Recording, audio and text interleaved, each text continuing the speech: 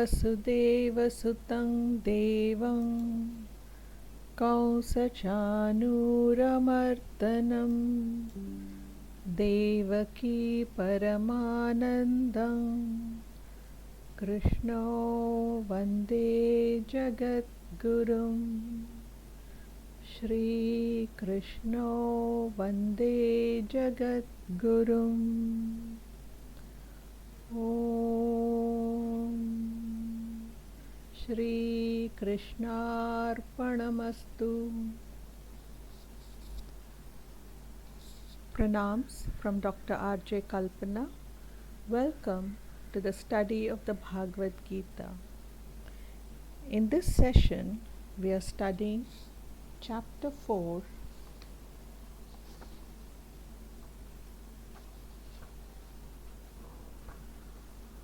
JnanaKarmaSamnyasaYoga.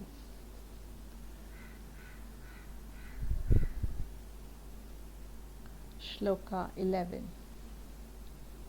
Arjuna, howsoever men seek me, even so do I approach them, for all men follow my path in every way. In this shloka, Krishna addresses the various types of devotees that are present in this world.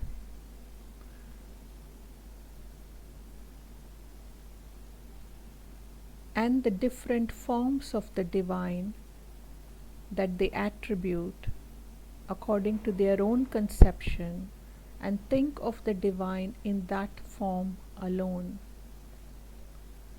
So howsoever men seek me, in whichever manner or form that they approach the divine, in that very form, however restricting, however constraining it might be, even so does that divine approach them. So it is generally said that you take one step towards the master takes 10 steps towards you. You make one step towards the divine, and the divine takes 10 steps towards you.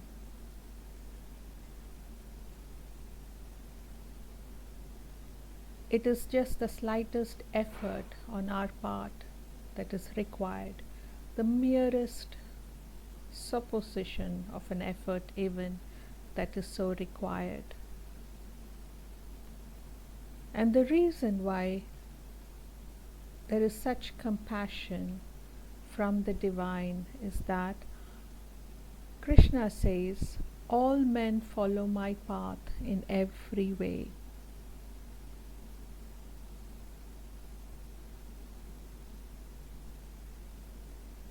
And therefore, he establishes the fact that every path, the high path or the low path, every path that a devotee takes, it eventually leads towards the divine.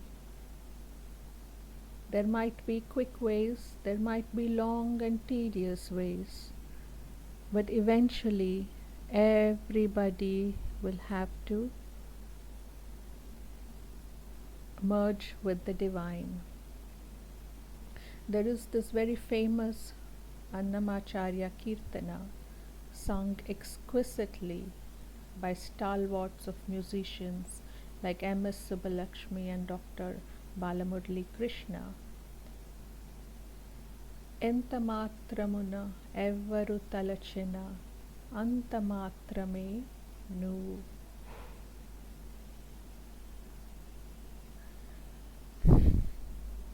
In a nutshell, the entire meaning of that song can be encapsulated in this particular shloka. Arjuna, howsoever men seek me, even so do I approach them, for all men follow my path in every way.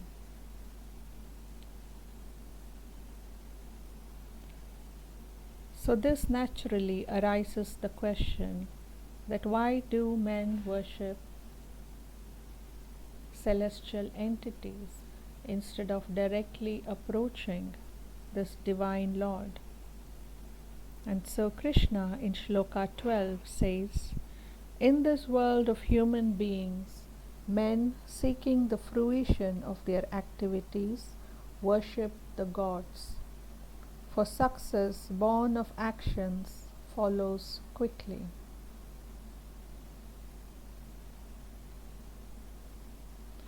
Motivated by selfish desires, by selfish intents, men approach various celestial identities for instant rewards, instant satiation of their desires,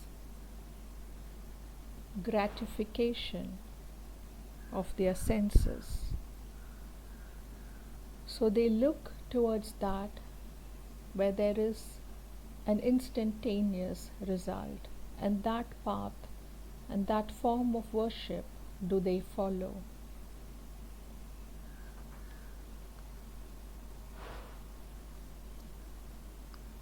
Shloka 13. The four orders of society, the Brahmin, the Kshatriya, the Vaishya, and the Shudra, were created by me, classifying them according to the mode of Prakriti predominant in each, and apportioning corresponding duties to them, though the author of this creation know me, the immortal Lord, to be a non-doer. And here, for the first time, Krishna explains to us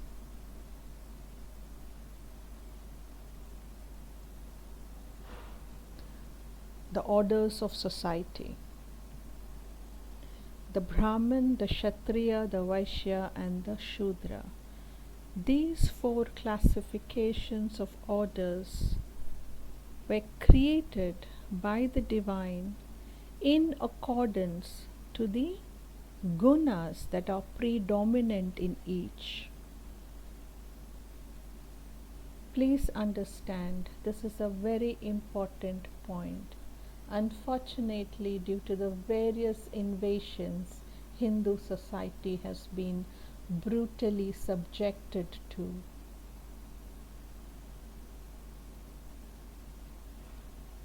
there has been complete corruption of the Hindu world order, with subsequent dominations of Islam and Christianity. And therefore, it has been corrupted into a caste system. The origin of the Brahmin, the Kshatriya, the Vaishya, the Shudra is based on the gunas, the modes of Prakriti predominant in each of them. So the sattvic, rajasic, and tamasic tendencies. A sattvic person predominantly will gravitate towards a Brahminical way of life, a study of the scriptures, a study of spiritual knowledge. A rajasic person will gravitate towards action, leading a life of physical and mental stimulation. A Kshatriya, the tamasic, having very limited intellectual scope, will restrain themselves to laboring in the fields, laboring in towns, having no particular desire to add to any intellectual conversations, or neither having the capacity nor the means by which they can. So the son of a Brahmin need not necessarily be a Brahmin. And likewise, the son of a Kshatriya need not restrain himself to a Kshatriya. And that is why in the world of the Mahabharata, we often find references to Rajarishis, where kings, predominantly Kshatriyas, guardians, protectors of their kingdoms, were also addressed as rishis because they have chosen to walk on the spiritual side. They have chosen to walk on the sattvic side of their tendencies, their own natural tendencies. And that is why Vishwamitra, a Kshatriya by birth, was a Maharishi, where he renounced the royal pomp and splendor and swore to walk on the path to realize the divine, to merge with the divine. There are innumerable instances. Parshurama, born a Brahmin, but a Kshatriya in action. And it is said that even now Parshurama, a Chiranjeevi, is awaiting the next incarnation of the divine to instruct him on the various celestial weapons that is required for him to use in the coming age of Kali.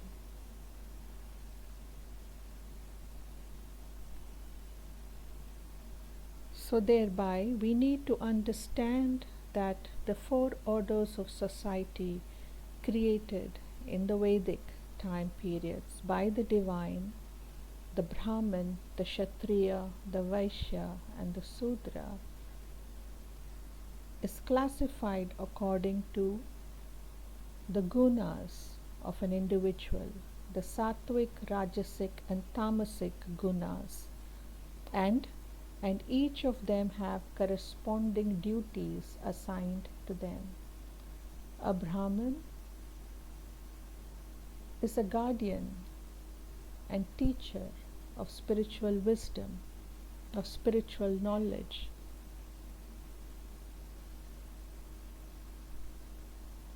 He has to guide society. He is advisor to kings, advisor to societies on how to live a life of dharma.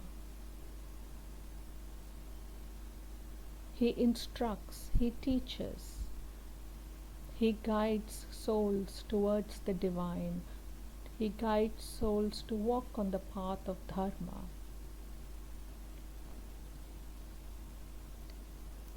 And the final sentence here, Krishna says, I am immortal, and although I have created, I am the non-doer. So understand JnanaKarma here. In this concept, we need to understand that the immortal Lord, although it is by Him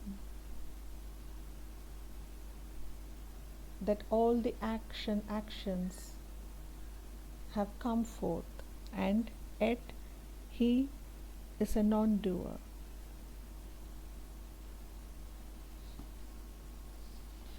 Meaning, He is not subject to the samskaras of His actions. So thereby, His actions are not tainted by likes and dislikes. His actions are not tainted by the impulses of attraction and repulsion. And thereby, the world of Prakriti, under His supervision and influence, creates the world of dualities, and yet He is a non-doer. He has no attachment to the fruits of his actions, and he ceases to have any connection with the results either. And thereby we get to understand that the divine's activities are transcendental and not belonging and not subject to this world of matter and not subject to a human dimension. Shloka 14. Since I have no craving for the fruit of actions, actions do not contaminate me. Even he who thus knows me in reality is not bound by actions. So there are two sentences here. The first, where Krishna says that I have no craving for the fruit of actions. So he is not attached to his actions, he is not attached to the fruits of his actions. This brings to mind the very famous shloka of Krishna, Karmanyevadhikarasya ma phaleshu kadachanaha. In a different context, no doubt, but the concept of action and the concept of results of action is both determined in the human dimension but becomes transcendental in the celestial dimension.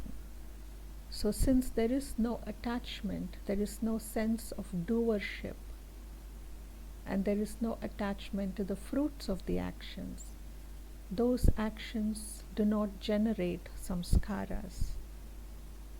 Thereby there is no bondage. And the second sentence, even he who thus knows me in reality is not bound by actions. A very interesting sentence here, because here Krishna tells us that the God-realized souls who have received enlightenment,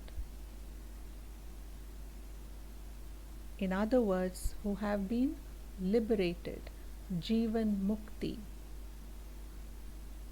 who have attained liberation even while alive, they too are not bound by their actions. Their actions too do not generate new samskaras. They of course have their little suitcase of samskaras, the bhog of which they need to undergo. But because by the very act of liberation, they do not generate new samskaras.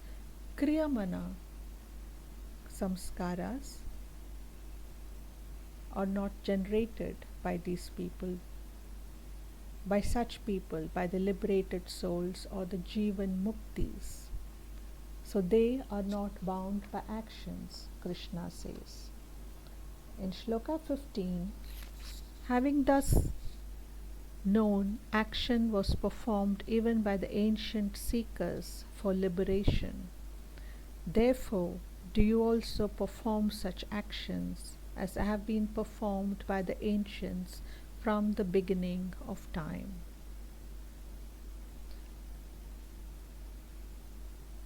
And in this shloka, Krishna merely tells us that having acquired this knowledge, that if we get liberated,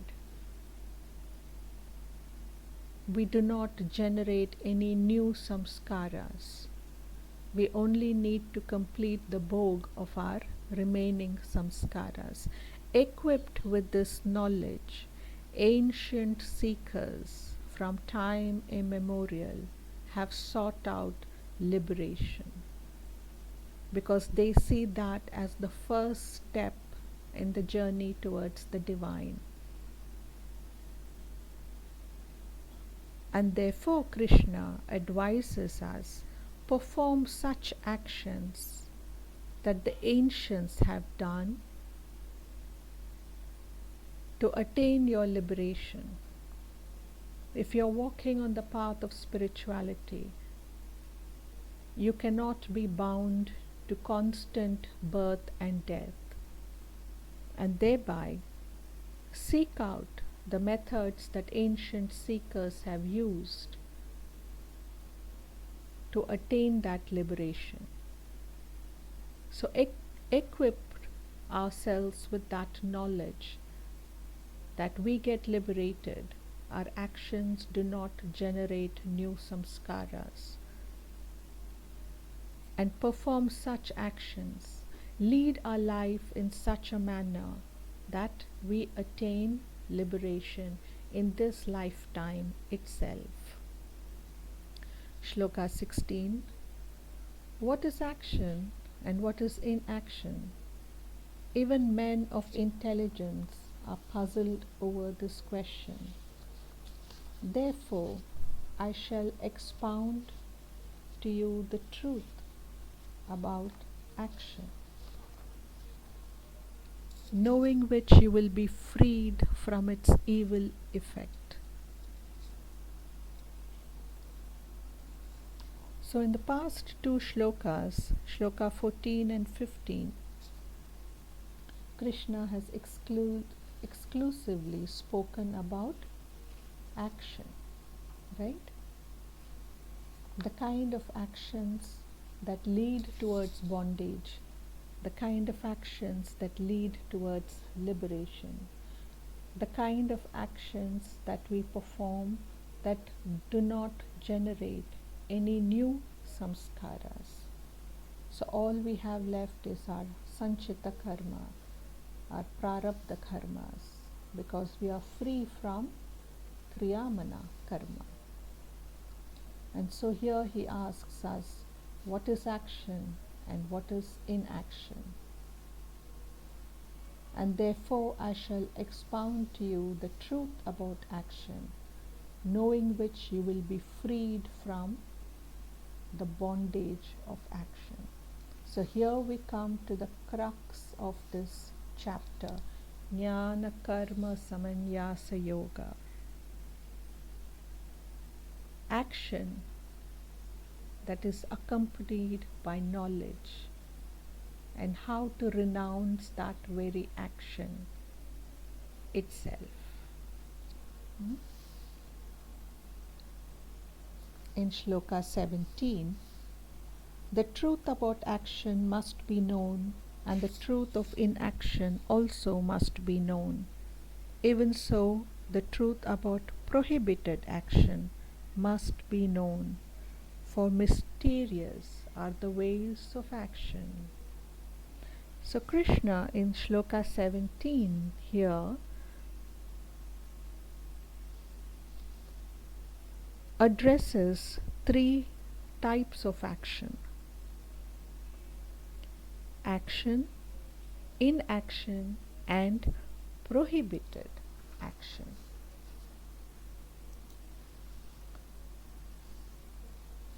Shloka 18. He who sees inaction in action and action in inaction is wise among men.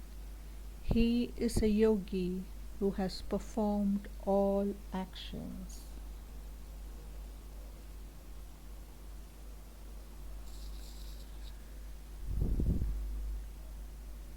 At one glance, this might seem like a play on words. He who sees inaction in action and action in action. Action in inaction.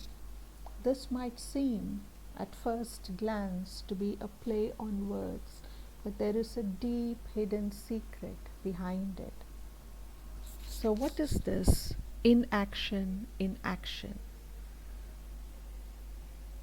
Let us understand this as all the actions that we perform, especially actions that are ritual based, Vedic rituals based actions for worshipping the divine, if they all have a selfish motive, right?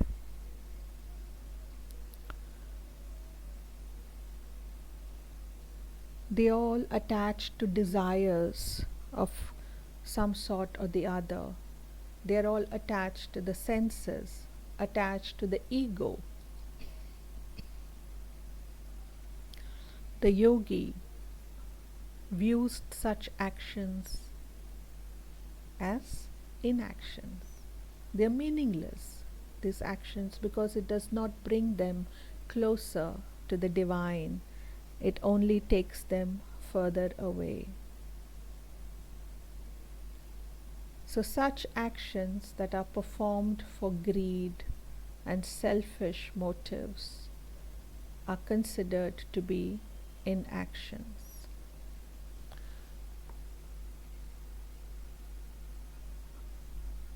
I was watching the TV once, and there was a gentleman on the TV advising on the rituals that need to be performed and the way in which they ought to be performed. There was a caller who asked a question. The lady asked, I have to place 108 flowers in front of the deity. Should these flowers be made of gold or should they be made of silver? I can place 108 gold flowers. And the gentleman who was answering the question, with great sensitivity and with exquisite grace, said, the divine will be happy if you offer even one flower plucked from your garden. You can of course place flowers made out of gold and silver, diamonds and emeralds in your puja room if you want to declare your status to society at large. But such acts merely please your ego. They do not endear you to the divine. And there, in a nutshell, is the explanation about inaction.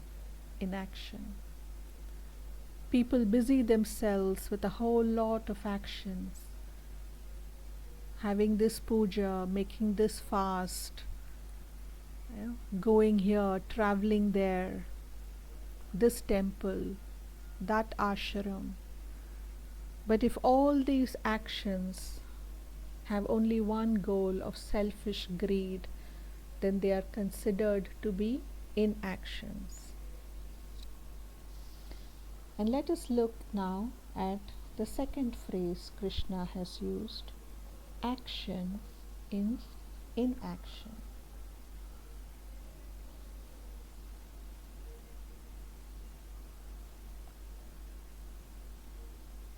So this phrase, to understand this phrase, I want to explain it like this, that yogi who sits in meditation, for all outward appearances, he is still. He sits still with his eyes closed, his senses withdrawn from the outside world, and he is completely motionless. And yet there is such action that goes on within him, because his soul is making that inward journey towards the divine. That soul is on the true yatra, that true spiritual yatra. A yatra is not made externally, physically. The soul has to make the yatra. We generally call Kashi Yatra, Char Dham Yatra. They are inaction.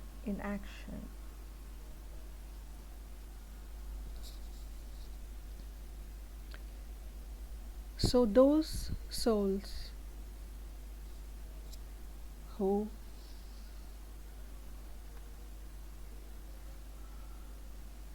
do not be who are neither attached for their possessions, their desires, their motivations, they renounce everything, all activities of the mind and the body, and has only one action, that of the divine goal.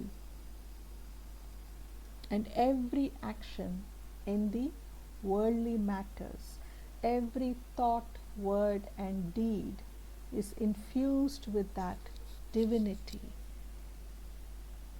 but not selfishness. Although for external definitions they might seem like inactions. What use is going to the temple if you do not ask for a boon? What use is sitting in meditation? We are wasting so much time. But yet, for the person who does such actions with only one intent of attaining the divine, that is defined as action in inaction. And they are wise amongst the men, because he becomes the yogi who has performed all actions.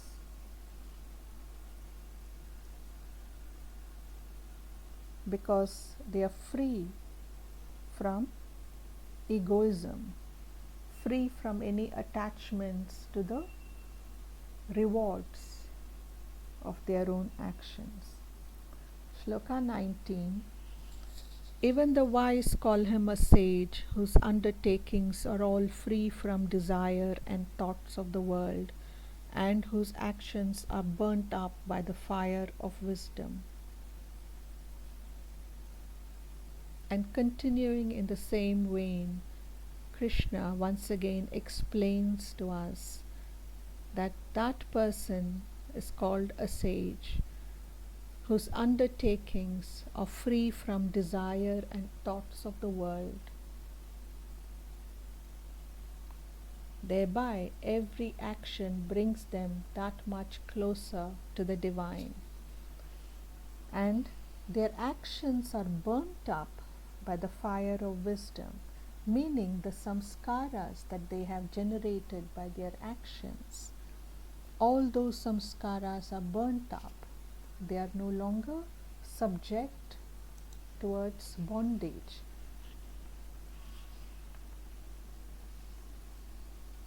Shloka 20. He who, having totally given up attachment to actions and their fruit, no longer depends on the world and is ever satisfied, does nothing at all though fully engaged in action. And so here Krishna tells us that give up all attachment to your actions and their fruit. What does that mean? It means that we give up our egos, that I have done this, I have attained this, these are my rewards, it's I who have done it. This I, the ego, needs to perish. Give up the attachment to actions and give up attachments to the fruits of your actions as well, and no longer dependent on the world, meaning the senses, no longer dependent on the senses and the pleasures of the senses, withdrawn from this world, and is ever satisfied, is at complete harmony within oneself, is in complete total bliss within one's own self. and does nothing at all, although fully engaged in action. Although that person goes on performing his duties, his responsibilities as a member of the society, as a member of a family, professional, personal, familial responsibility is being discharged, and yet he does nothing at all. Meaning, he does not generate any new samskaras because he performs them in a very non-attached manner. He's not attached to their actions. His actions are not invested with ego and greed.